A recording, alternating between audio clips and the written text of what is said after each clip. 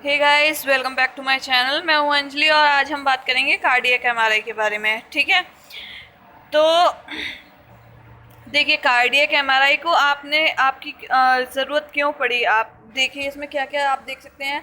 अगर आप कार्डियक की एमआरआई कराते हैं तो आप इसमें फंक्शनल इन्फॉर्मेशन देख सकते हैं, हार्ट कैसे फंक्शन कर रहा है। उसके अलावा अगर आपकी हार्ट में कोई भी डिजीज़ है तो आप उसे देख सकते हैं।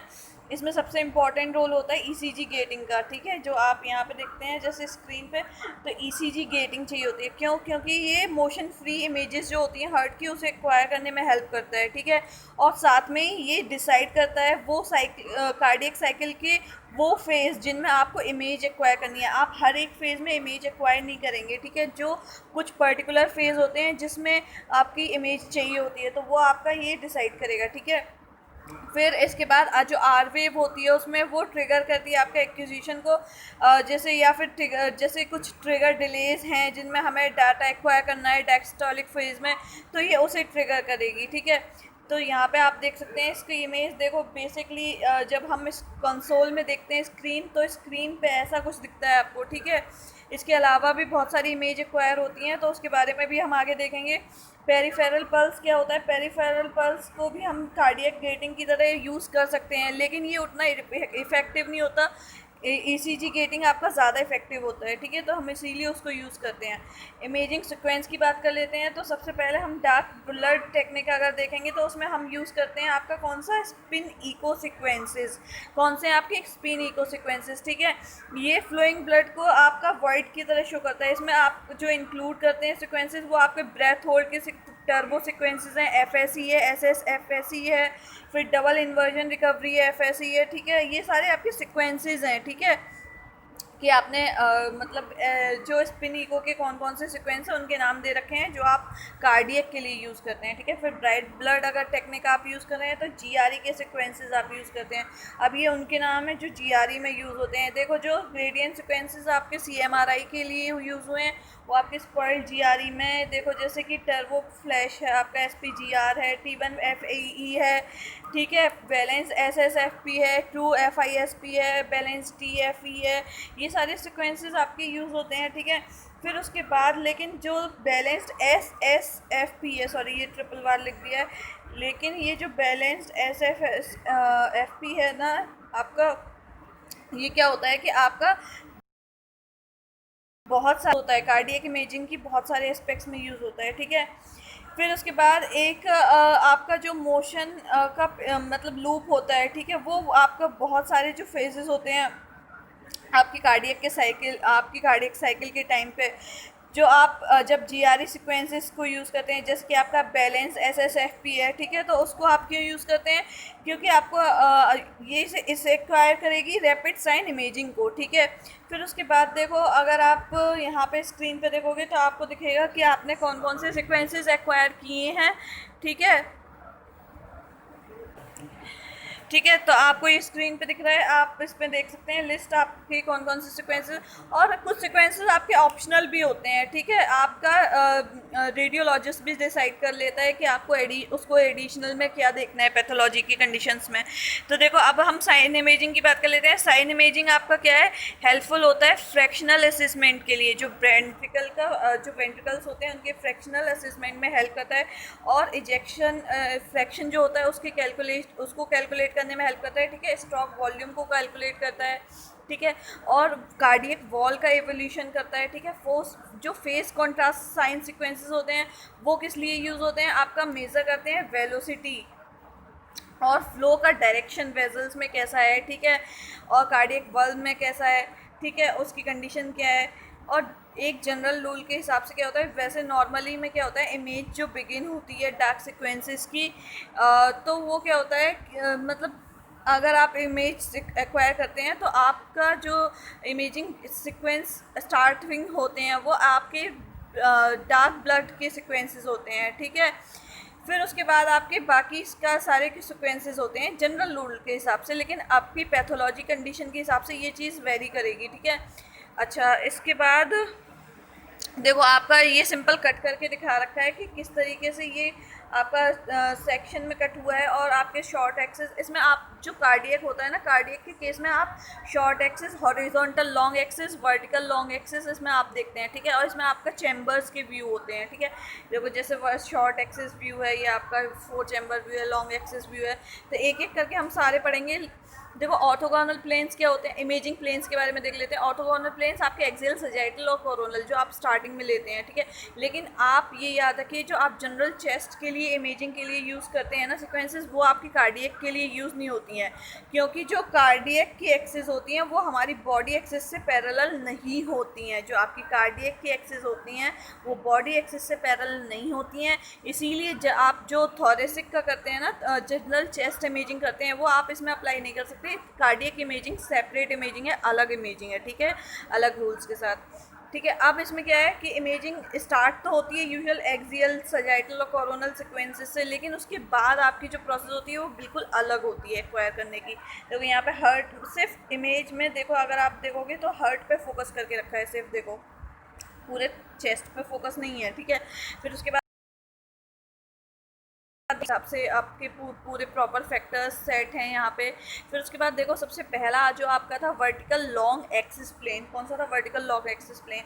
ये आपका याद रखने वाला ये स्टार पॉइंट है यहाँ पे, ये आपका 2 चैम्बर व्यू, कौन सा व्यू है, ये आपका 2 चैम्बर व्यू, ठीक है। फिर उसके बाद देखो आप, ये क्या करता है आपका ये प्रेस्क्राइब करता है एक्सियल इमेज को, कौन सी इमेज को, एक्सियल इमेज को, जो क्या शो करता है, largest oblique diameter of left ventricle, ठीक है। ये आपको याद रखना है कि क्या, कौन सी चीज़ क्या शो कर रही है, ठीक है, largest oblique diameter of left ventricle. अब वो मैं आपको इमेज के थ्रू समझाऊंगी कैसे, ठीक है। अब इसमें आप क्या देखते हैं, लेफ्ट एट्रियम और लेफ्ट वेंट्रिकल आप देखेंगे, ठीक है। और ये किसे एक्सेस करता है, हार्ट के स्ट्रक्चर को और मिट्रल वर्ग को, ठीक है। अब मैं आपको दिखाती हूँ इमेज के थ्रू। देखो ये 2 चैम्बर हार्ट मतलब आपका है, इसमें आपको लेफ्ट एट्रियम, ये जो पार्ट है वो लेफ्ट एट्रियम है, और ये जो पार्ट है वो आपका लेफ्ट वेंट्रिकल। ये 2 चैम्बर व्यू है, वर्टिकल लॉन्ग एक्सिस व्यू, ठीक है। फिर उसके बाद देखो आप हॉरिजॉन्टल लॉन्ग एक्सिस व्यू होता है हार्ट में, ठीक है। ये होता है आपका 4 चैम्बर व्यू, 4 चैम्बर इसको प्लान किया जाता है 2 चैम्बर व्यू पे, और 2 चैम्बर व्यू पे इसको अगर हम प्लान कैसे करेंगे, तो मतलब जब प्लानिंग की जाती है तो कैसे प्लान करते हैं, तो हम जो 2 चैम्बर व्यू होता है उसमें करते हैं, ठीक है, लाइन ड्रॉ करते हैं, किसके through, LA left atrium, mitral valve, और LV लेफ्ट वेंट्रिकल, ठीक है।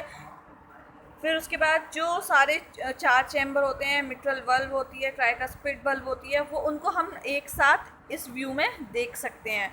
तो कौन सा व्यू है ये, ऐसा हॉरिजॉन्टल लॉन्ग एक्सिस व्यू, ठीक है। फिर उसके बाद देखो साइन GRE इमेजेस होती हैं, उनको आप ऑब्टेन करते हैं, ठीक है। आप उसमें क्या देखते हैं, मिट्रल वल्व देखते हैं, ट्राइकस्पिड वल्व देखते हैं, एरोटिक वल्व के फंक्शन देखते हैं, ठीक है, IRB, LB, वॉल मोशन, ये सब देखते हैं। तो देखो ये 4 चैम्बर व्यू है, हॉरिजॉन्टल लॉन्ग एक्सिस व्यू, ठीक है। इसमें आप सारे स्ट्रक्चर्स देख सकते हैं चारों, ठीक है। मतलब देखो ये आपका चारों चैम्बर दिखा रहा है यहाँ पे, और जब ये स्क्रीन पे आप देखेंगे ना तो ये आपका इसमें बल्ब्स भी दिखाई देंगी, ठीक है। ये एट्रियम वेंट्रिकल इसमें चारों दोनों साइड के दिखाई दे रहे हैं, ठीक है। फिर उसके बाद देखो है आपका शॉर्ट एक्सिस प्लेन, ठीक है।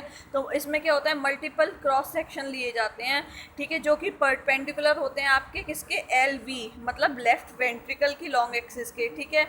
और जिसे हम आपने पता है आपका जो 2 चैम्बर व्यू है उसी में हम उससे आप बहुत सारे प्लानिंग उससे ही कर लेते हैं, ठीक है। फिर उसके बाद इन सेक्शंस को आप कहाँ से कहाँ तक लेते हैं, आप बेस से स्टार्ट करते हैं, फिर एपिक्स तक ले जाते हैं हार्ट की, ठीक है। फिर उसके बाद देखेंगे अगर आप, तो जो GRE इमेजेस होती हैं, जो साइन GRE इमेजेस होती हैं, वो अलाउ करती हैं विजुअलाइजेशन और क्वांटिफिकेशन किसका, सिस्टोलिक मायोकार्डियल वॉल थिकनिंग का, ठीक है। अब मैं वो आपको दिखाऊंगी कैसे, ठीक है। इमेजेस जो होती हैं इस प्लेन में वो आपका कैलकुलेट क्या क्या कर लेती हैं, आपका वेंट्रिकुलर वॉल्यूम, मास, इजेक्शन फ्रैक्शन, ठीक है, जिन्हें आप पोस्ट प्रोसेसिंग से कैलकुलेट करते हैं, ठीक है। अब देखो यहाँ पे ये जो गोल गोल गोल चीज़ दिख रही है ना, ये आपकी थिकनिंग को शो कर रही है, ठीक है। ये आपका राइट वेंट्रिकल, ये आपका लेफ्ट वेंट्रिकल, और ये जो डार्क इसके आसपास आप देख रहे हैं ये वॉल है, ठीक है, मायोकार्डियम, ठीक है। ये वॉल की थिकनिंग आप इसमें चेक कर सकते हैं, ठीक है। तो शॉर्ट एक्सिस व्यू आपका थिकनिंग के लिए भी होता है मेनली, ठीक है। इसके अलावा आपने देखा था, इसके अलावा आप क्या कैलकुलेट कर सकते हैं, वेंट्रिकल वॉल्यूम, मास, इजेक्शन फ्रैक्शन, वो आप पोस्ट प्रोसेसिंग से कर सकते हैं, ठीक है। फिर उसके बाद देखो 5 चैम्बर व्यू, ठीक है। 5 चैम्बर के व्यू में क्या है, ये ऑब्टेन होता है पैरेलल किसके, लाइन जो पास करती है आपके एपिक्स के, जो आपका एपिक्स होता है हार्ट का उससे, और एओर्टिक आउटफ्लो जो ट्रैक्ट होता है कोरोनल इमेज पे उससे, ठीक है। अब ये 5 चैम्बर 5 हार्ट में वैसे आपके 4 नॉर्मल चैम्बर होते हैं, तो ये 5 चैम्बर कैसे हुआ मैं बताती हूँ आपको कि ये 5 चैम्बर ऐसे हुआ कि इसमें आपको दिखाई देता है एओर्टिक फुट, जिसे हम 5th चैम्बर बोलते हैं, ठीक है। अब मैं आपको सिंपल लैंग्वेज में अभी बहुत सिंपल डायग्राम से समझाऊंगी, ठीक है। ये प्लेन क्या करता है, आपका शो करता है मिडल और एओर्टिक बल्ब दोनों को, ठीक है। ये देखो, ये आपका राइट एट्रियम है, ये राइट वेंट्रिकल है, ये लेफ्ट वेंट्रिकल है, ये लेफ्ट एट्रियम है, और ये 4 चैम्बर हो गए इस तरीके से आपके। अब ये जो 5th आपको चैम्बर जैसा दिखाई दे रहे हैं, ये है एरोटिक, सॉरी यहाँ पे फुट लिखती है, सॉरी, ठीक है। ये आपका क्या, ए ओ भी बोल सकते हैं आपको। फिर उसके बाद देखो अरोटा, यहाँ पे अगर सिंपल डायग्राम अगर आपको उसमें समझ में नहीं आता है तो ये वैसे बहुत सिंपल डायग्राम है, लेकिन फिर भी ये देखो, right ventricle, left ventricle, right atrium, left atrium, इसके बीच में जो ये स्पेस बना रहा है ये आपका अरोटा, ऐसे आप समझ सकते हैं, ठीक है। फिर उसके बाद आरवीओटी की बात कर लेते हैं। ये आपका कौन सा प्लेन है जो आपका आरवीओटी, पहले तो उसकी full form right ventricle outflow tract, ठीक है, इसकी ये फुल फॉर्म होती है। फिर उसके बाद ये देखो इमेज में दिखा रखा है, ये 3 चैम्बर व्यू पे आपका दिखा रखा है कैसे। उसके बाद देखो ये आपका एक 3 चैम्बर व्यू भी होता है, ठीक है, जो इस तरीके का दिखाई देगा आपको। इसमें देखो, इसमें आपको aorta, RV, LV, AMC, LA ये सब दिखाई दे रहा है, पैथोलॉजी। फिर उसके बाद क्लिनिकल एप्लीकेशन की बात कर लेते हैं। क्लिनिकल एप्लीकेशन मैं आपको किसी दिन कंसोल में लाइव रिकॉर्ड करके दिखाऊंगी, ठीक है, कैसे कैसे आप पैथोलॉजी उसमें देख सकते हैं। अभी आप फिलहाल देखिए, इसमें कॉन्जेनाइटल हार्ट डिजीज़ है, वल्वुलर हार्ट डिजीज़ है, कार्डियोमायोपैथीज़ हैं या कंस्ट्रक्टिव पेरिकार्डिटिस है, हेमोक्रोमेटोसिस है, वल्वुलर फंक्शन है, coronary artery assessment, myocardial perfusion, इन सब के लिए होता है। और इसके अलावा आपकी बहुत सारी कैलकुलेशन जो हार्ट की कंडीशन देखने के लिए होता है उनके लिए भी होता है, स्टंट का साइज़ देखने के लिए भी होता है, उनको हम किसी दिन डिस्कस करेंगे डिटेल में, ठीक है, पार्ट 2 में। और कार्डियक मासेस के लिए होता है, पेरिकार्डियल डिजीज़ के लिए भी होता है। फिलहाल इस वीडियो में इतना ही, ठीक है। So thank you so much for visiting my channel and please subscribe my channel, thank you. And if you find this video useful, please like the video and please subscribe my channel. Thank you, bye bye.